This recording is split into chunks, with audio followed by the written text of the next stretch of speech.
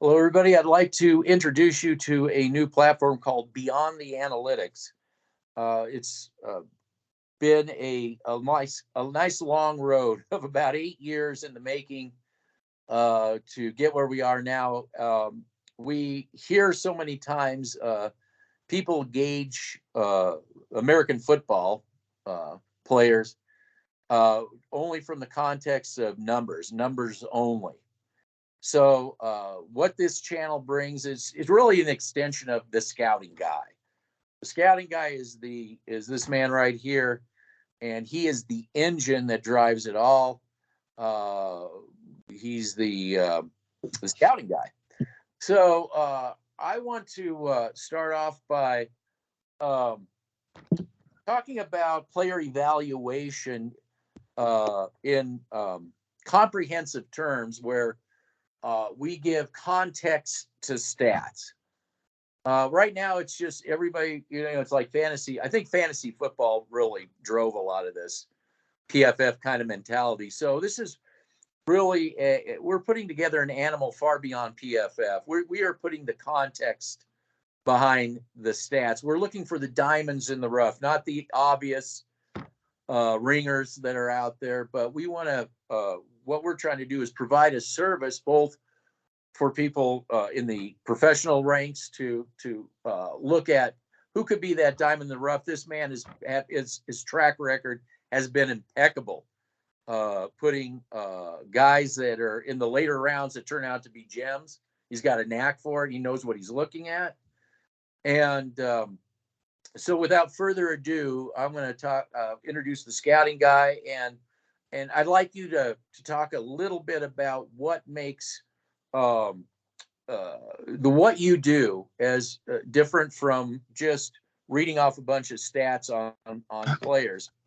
What that, like, the context? How do you give context to stats?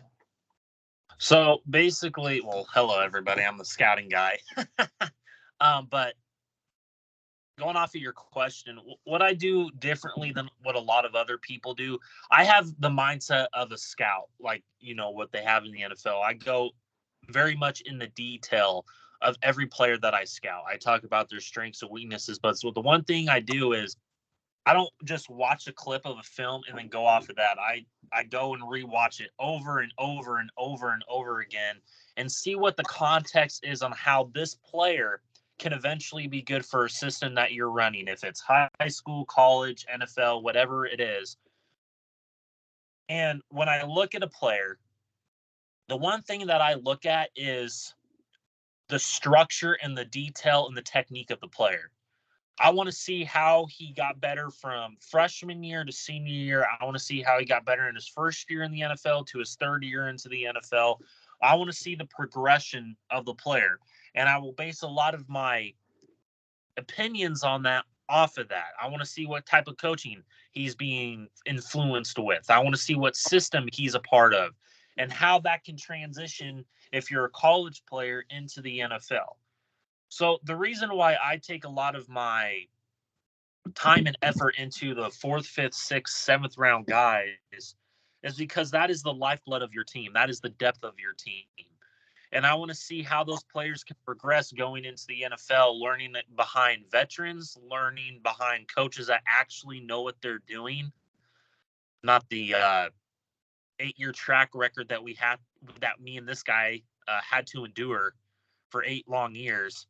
But I'm very detailed in what I do. I take a wide approach mindset wise in terms of how I watch the film. I don't look at it like a lot of other people do. I'm, like this man has said, I'm very, very detailed oriented, and I take this stuff very, very seriously. Yeah, I think one thing we'll have one day is an entire show dedicated to players and going to the right system and the problem of mismeshing systems, getting desperate, reaching for players, and trying to put square pegs in the round hole. But I think that's a different. This is more of an overview of what we're doing. So I just want to. I'm going to read something off to you. I just want to get some input from you because this is really where we're coming from, why we're so much different than what's been out there.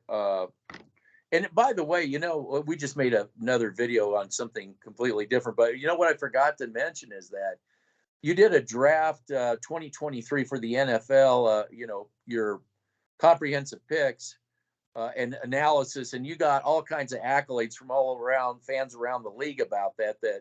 Man, this is really, really good stuff that you just don't get anywhere. So congratulations to you on that. Well, I just want to also say this to the people that have questions coming on this channel. Me and this guy don't get paid for what we do. We do this stuff for free. I mean, me and this guy should be getting paid for what we do, because we do a lot of hard work behind the scenes that these people, like, ladies and gentlemen, we just don't come on here one day and say, oh, we know what we're doing. No, we know what we're doing over here. And we don't get paid to go on talk shows and talk about stats and how they, the fantasy football and, how certain players are the number one. No, the reason we actually talk about why this player was number one on our draft board, why this player is going to fit your scheme offensively or defensively. We talk about why this player's strengths outweigh his weaknesses. We actually go into detail about those things. So I just wanted to put that out there before you. And why you would put a certain player on a certain team and get that return on investment. Okay. Correct. Yeah. If you're going to invest time and energy on a player that may have some weaknesses that on the right team he could get over that, but on the wrong team you could really regress the player. Correct. Okay. So there's so many. I can't wait till we have our Jordan Rhodes show.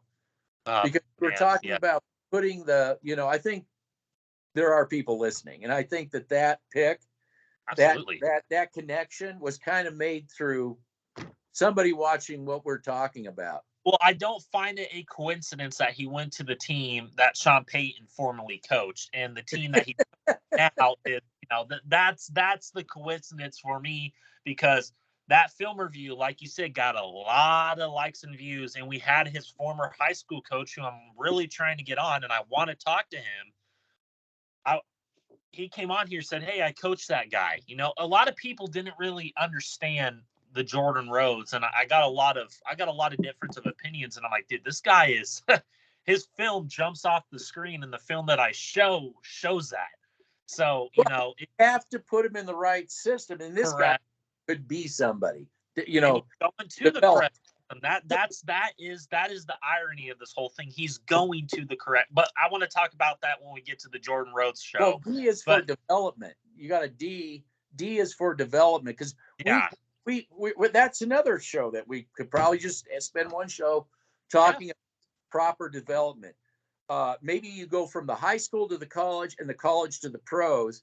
Development is key for a player. And then that's, I think, another thing too. We're here for both players, coaches, organizations' behalf.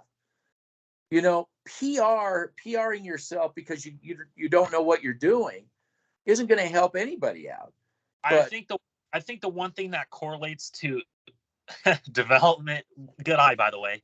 But I think the one thing that correlates to development is system familiarity. System familiarity.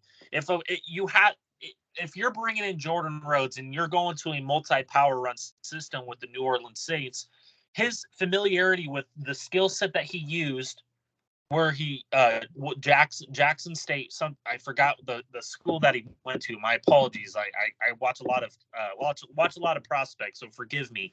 But the system that he ran, and that the system that he was comfortable in at college, he's going to the same system in New Orleans. So system familiarity is going to help the development more than anything. Wanted to put. Yeah, and I call it the return on investment. Yes. Correct. So that's what we're all about, the return on investment. We're also going to do something later on with third-party certification, player evaluation certification. So, but I want to talk about player evaluation. I'm going to read this, and I know, just bear with me because I want your comments on this. Okay. This is something I put together for, our enterprise here. Our Death Star. What's that? Our Death Star. Our Death Star. There we go. All right, here we go. Okay. Player evaluation is essential process for sports organization as it helps them in making informed decisions about their team. I think that's what we've been saying. It involves assessing the performance, skills, strengths, weaknesses, and potential of individual players to determine their value to the team. The value of the player evaluation sports organizations can be summarized as follows. I'm just going to hit the bullet points. Improving team performance, optimizing player acquisition, maximizing return on investments. We touched on that. And what can you say about any of that I'm rattling off? Improving performance. How about that one? So improving performance. See, that's the type of return on investment that we were talking about. We could bring up a lot of players that have went to the NFL and went to the wrong system and have eventually crashed and burned because of the improper coaching and or the improper system that they were a part of. And I think that is the one thing that people and organizations in football have completely abandoned is system familiarity. Because you can't bring in a guy. Let's just say this. Let's bring up an example that can correlate into the bullet points that you were bringing up. So if you're going to bring in a West Coast zone run center, for example, and you're going to put him in a power run centric system, his weaknesses are going to show more than his strengths. If you want to put him on a team like the San Francisco 49ers that run a lot of West Coast zone run principles, that's going to maximize his strengths more than maximize his weaknesses per se, show his weaknesses. But if you're going to put him on the New Orleans Saints, who run a multi-power run centric scheme, and he's an agile center, his weaknesses are going to show more than his strengths. And I believe that's going to hamper his development more than anything, in my opinion. Because if you don't have that familiarity going to college to the NFL and the system that you ran in college to the NFL, you're not going to get the return on investment that the player that you drafted. So it's just a lot of those fine points, detail-oriented things I think the NFL and even college to some degree, when they're getting players to come from high school, have abandoned. So you got to get players that are familiar with your system, in my opinion. In my opinion, I think as a player, you need to go to the best place to go for players are places that organizations that know their identity and stick to their identity. What's your take on sticking to your identity as an organization? Well, if you're sticking to your identity as an organization, you know what you're doing offensive, defensively, and special teams wise, and player development wise. If you're going to a team, I'm going to say it like the Denver Broncos, who don't have an identity offensively, defensively, and special teams wise, how are you going to develop as a player? Because you have the identity when it comes to teams like the Eagles, when it comes to teams like Alabama, Georgia. They have identities. They know what they want in their players. They know the play. And here's something too. They identify the players that they want, and they're going to go after and get them. That is the difference between Denver Bronco organizations and Philadelphia Eagles organizations. They identify the players that they want. They know that they fit their system. They're going to go and get them, and they're going to develop them and bring them along. But also, while they are developing these players, behind them, they're developing players too. So they're supplementing that system, that identity that you're talking about. So, like I said, that I believe that is a great point on your part, is system and identifying players that fit that system and an identity from the organization on down. Now, I'm not a fan of any of the teams, but this is all observational. Kansas City is the polar opposite of what the Denver Broncos do. For instance, you can go back to the days of Alex Smith. They bring in Andy Reid. He says, look, this is how we're going to do it. This is the system. Offensively, defensively, we're going to stick to it. We're going to start drafting behind the system, bringing people up. Now, for instance, we run a certain offense. Well, we got to revamp the offensive line before we pay this quarterback here all this money. We got to have certain things in place, revamp this, so then we can start bringing in players that fit that system behind those players that we just paid. and I think Pittsburgh does this kind of thing too. They have had an identity. Baltimore does it. Baltimore, they have an identity that they stick to, and and then they draft behind that kind of thing. And it seems like these are teams that are always relevant in some sort of a playoff situation, but they have that one key ingredient of unlike, like you said, the Broncos, where, well, we're going to run this style of offense maybe this week and maybe this other style of offense another week, maybe during the game, we'll do this way. Well, again, you're bringing up the NFL. I want to bring up the college real quick. You got Alabama, you got Georgia, you got Michigan, you got Ohio State, you got teams like that identify players. They've been running the same system for years. They supplement that system, and that's why they're always in the college playoffs, is because they identify players that fit their system, and they've been doing it for decades. Yeah, what they're doing. There were times that they weren't successful, but they stuck to. Yeah, like the Huskers. They completely went away from their identity. They tried to mismatch like the Denver Broncos, and look at them. Look at them the past 2 decades. They've been absolute dog shit. And now eventually with Matt Rule, they're coming along. He's identifying players, and I'm telling you right now, he's identifying players that fit his system. He's identified, it might take 2-3 years, but I would rather go through the rebuilding process and having an identity offensively, defensively, and getting those players and supplementing that system with redshirt freshmen, with getting depth players, getting guys that actually fit a system offensively, defensively, and special teams. Why you have to have an identity on special teams too. I want that to be known. You have to have an identity. You can't be going through special team coaches and expecting the next special teams coach that comes in to totally revamp your special teams unit. No, the special teams unit is the byproduct of the organization and the coaches that are supplementing offensively and defensively. Yeah, correct. So I'm just kind of listening to what you're saying. I'm getting a little off track, but the bottom line is to stick to the system no matter how much you're pressured. Well, to throw a bunch of Hail Marys, to try to, we can win these games if we just, do, this splash move here, this radical move over there, we'll get this one ringer, you'll see, when there's no support around that player. So, yeah.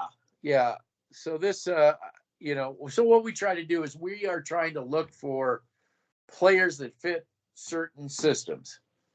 But whatever that system happens to be, depending on that player, it could be a defensive 3-4-4-3, offensively power gap versus the West Coast type system.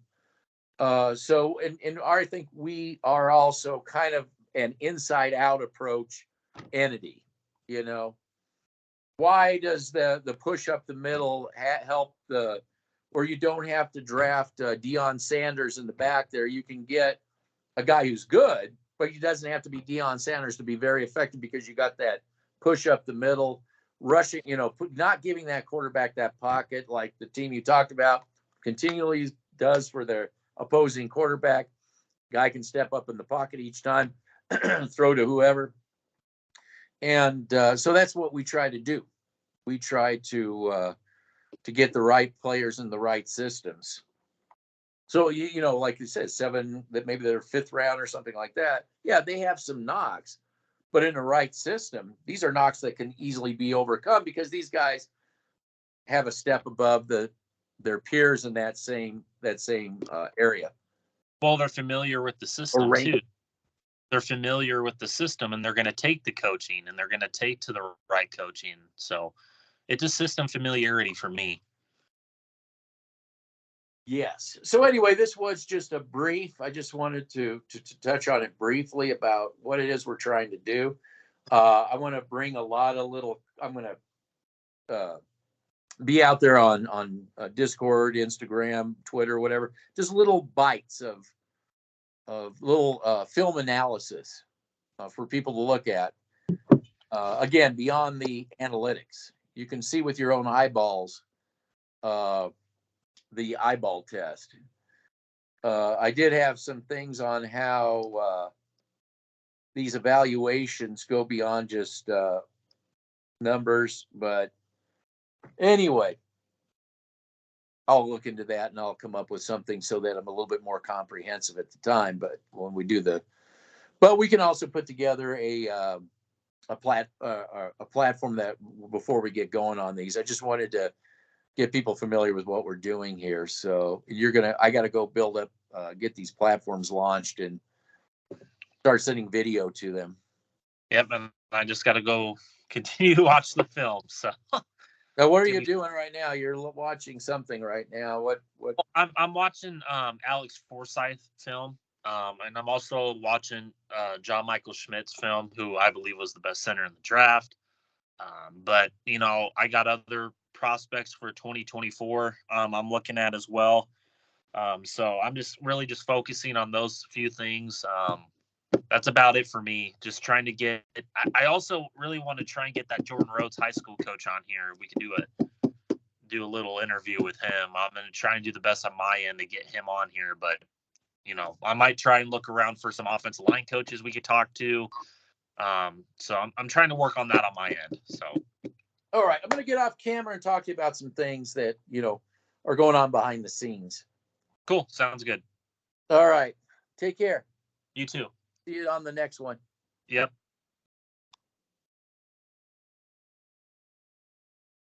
One of these days.